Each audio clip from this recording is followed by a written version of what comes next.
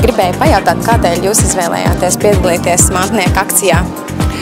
Tādēļ, ka jau man lielais zēns mācīsies šogad 4. klasē, un es tiešām saprotu, cik liels ieguldījums ir bērnu izglītība, jo mūsdienās grāmatas tomēr nav lēts prieks, bet mācīties vajag. Un par cik es zinu, kad izglītība ir tā lieta, ko bērnam tu kā pieaugušais, kā mamma, kā līdzcilvēks vari sagādāt. Un tas ir tas vērtīgākais, ko tu viņam vari sagādāt, protams, uz mīlestības un vispārējā ikdienas nepieciešamā.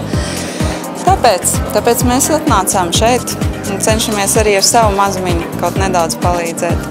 Man liekas, ka katram cilvēkam ir jābūt sociāli atbildīgam, un arī tāda es esmu, un ar lielāko prieku ņem dalību dažādos šādos pasākumos, un ar visu sirdi dvēseli iesaistos arī viņos, un cenšos ziedot to, ko spēju ziedot, varētu tā teikt. Nu jā, es esmu par labajiem darbiem kā tādiem. Un tā kā es esmu relatīvi labs cilvēks, tas ir diezgan loģiski, ka es tajos visos piedalos. Un, piemēram, ja jūs paši būtu skolnieki vēl šajā brīdī, vai jūs arī izmantot šādu iespēju atnākt, iemainīt grāmatas un citas lietas?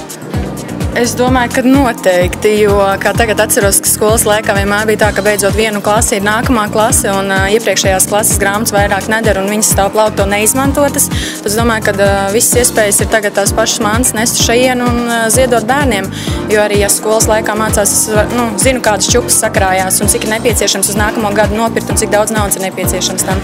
Nevienmēr tas tā kā budžets atļauj to visu.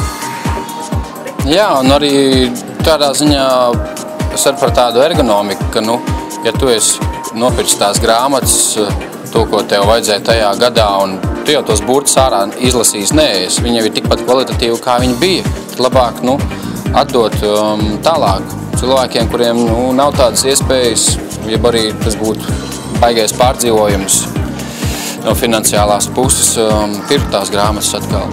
Ja kādam ir no tā labāk, kāpēc ne? Vai ne?